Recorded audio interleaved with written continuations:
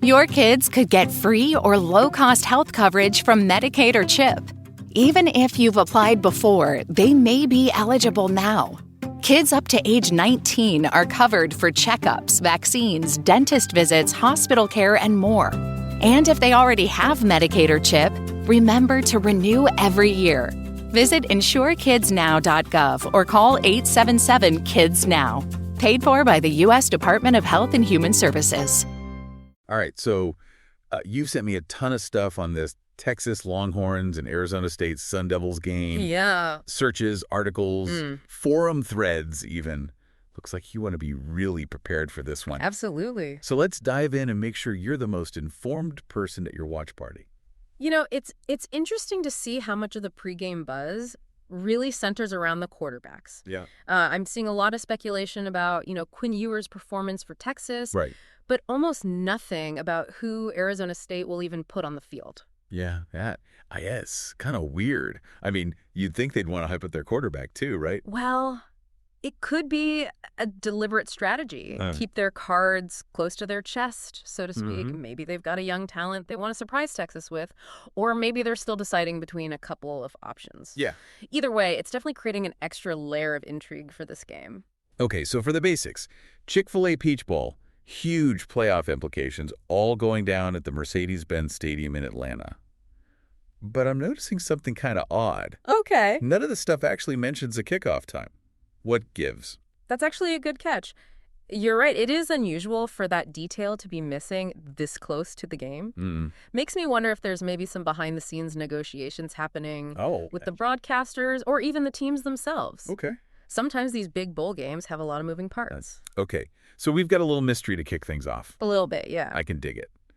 Now let's talk about these teams. We know Steve Sarkisian's leading the Longhorns. Quinn Ewers is the man under center. Right. And I see Andrew Mukuba's name popping up as a player to watch. Definitely. Oh, and apparently there's a decent chance Matthew McConaughey will be in the stands. Yes. McConaughey, Wait. He's practically a Texas institution at this point. I know. And, his presence speaks to a larger trend in college football. The growing influence of celebrity fandom. Interesting. It's not just about alumni and students anymore. Right. Having big-name supporters can boost a team's image, attract more viewers, and even influence recruiting. So McConaughey isn't just there for the love of the game. He's practically part of the Longhorns' marketing strategy. Yeah. That's a clever. Now, what about those Sun Devils? Anything more on their mystery quarterback situation? Well, let's think about it from a strategic perspective. Okay. Imagine you're Steve Sarkisian, prepping for this game. Not knowing who you're going up against must be incredibly frustrating. Right. Does he focus on defending a pocket passer? Yeah. A scrambler? Yeah. It's a real wild card that Arizona State is holding. Could that actually give them an advantage, going in as the underdog, Yeah. but with this secret weapon that nobody knows how to defend? Absolutely. It keeps Texas guessing, forces them to prepare for multiple scenarios, Right. which can be mentally taxing. Yeah, that makes sense. On the other hand, it could also backfire. Right. If they wait too long to name their starter, Right. it might hurt their own team's cohesion and preparation. Oh, interesting. So, yeah, there's definitely two sides to that coin. Okay, so there's a real risk-reward element to this whole quarterback secrecy. Yeah. Makes you think a bit differently about what's happening off the field, huh? A little bit, yeah. And speaking of off the field, I'm noticing a lot of these searches are about how to watch the game, where to watch it, Yeah. even some chatter about streaming options. That's really interesting. Yeah. I think that speaks volumes about the anticipation surrounding this matchup. Right. It's not just hardcore fans tuning in anymore. Yeah. With streaming platforms and social media, these college football games are reaching a much wider audience. For sure, yeah. And I'm also seeing a bunch of searches about Texas score. Interesting. Seems like Longhorns fans are pretty fixated on that. It is interesting how that phrase keeps popping up. I think it reflects a deeper connection between the fans and the team. Okay. It's not just about winning or losing. It's about how their team performs. That's right. The pride they feel in seeing those points go up on the board, it becomes a measure of their own identity as fans. So even if Texas loses, but they, put up a good fight, score some impressive touchdowns, Yeah. maybe those fans go home feeling a little less heartbroken. Exactly. It's about the narrative they can create around the game. Right. Even in defeat, there can be moments of pride and validation. Okay, so we've got some pregame intrigue with this whole quarterback situation. We've got a whole marketing subplot with Matthew McConaughey. Yeah. And we've got a passionate fan base eager to see those Texas points rack up. I'm getting the sense this is more than just a game, it's an event. It is. And that's a reflection of how college football itself has evolved, these bowl games. Yeah. Especially the playoff contenders. Right. They're becoming spectacles. Right. It's about entertainment. Okay, storylines, Right. creating moments that resonate far beyond the final whistle. You know, I'm starting to understand why you called this a deep dive fascinating. Yeah. There's a whole lot more going on beneath the surface than I initially realized. And we've only just scratched the surface. Right. Let's delve a little deeper into the historical context of this matchup. Okay. And how it fits into the larger landscape of college football. All right, let's do it. Sounds good. You know, this Chick-fil-A Peach Bowl, Yeah. it's not just another game. Right. You know, it's steeped in history. Okay. And its place in the college football playoff system makes it even more significant. I was actually curious about that. It feels like there's a lot riding on this one game. Absolutely. The Peach Bowl's been around for decades. Right. But its inclusion in the playoffs has really elevated its status. Okay. Now it's a stepping stone to the national championship with all the pressure and intensity that comes with it. And I'm seeing a lot of searches related to past Peach Bowls, especially ones that were part of the playoffs. People are really digging into the history here. Makes sense. Fans are looking for patterns. Trying to understand how previous games might predict the outcome of this one. Okay. They want to know if there's a home field advantage, if certain types of teams tend to do well in this bowl. Right. It's all part of the pregame analysis. It's like they're trying to crack the code of the Peach Bowl. Exactly. Yeah. And that's what makes these playoffs so captivating. It's not just about the current season. It's about how each game fits into the larger historical narrative of college football. You know, speaking of history, I've seen some chatter about the playoff system itself. Yeah. Some people are arguing that it's, become too big, too unwieldy. Ah, yes, the eternal debate. Right. As the playoffs expand, there are always questions about fairness. Yeah. And whether certain teams are getting a fair shot. I'm seeing a lot of that in these search results. Yeah. Particularly regarding teams from smaller conferences. Yeah, there's a whole conversation happening online about whether those teams are at a disadvantage when they go up against these powerhouse programs. And it's a valid concern. Right. There's a fear that the playoffs could become dominated by a select few elite schools. Okay. Leaving less room for Cinderella stories and upsets. So this game, in a way, is a microcosm of that larger debate. Yeah. We've got Texas, this big-name program with a storied history. Right. And then Arizona State, a team that's fighting to prove they belong on this national stage. Precisely.